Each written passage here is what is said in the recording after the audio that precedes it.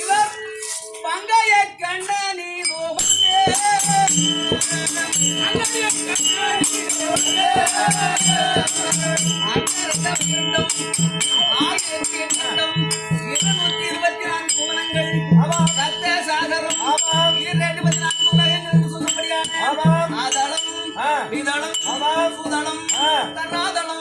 மகாதளம்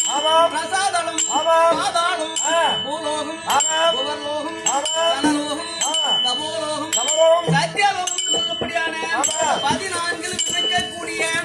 ஆணை முதல் எறும்பு கடை 84 லட்சம் ஜீவகங்களையும்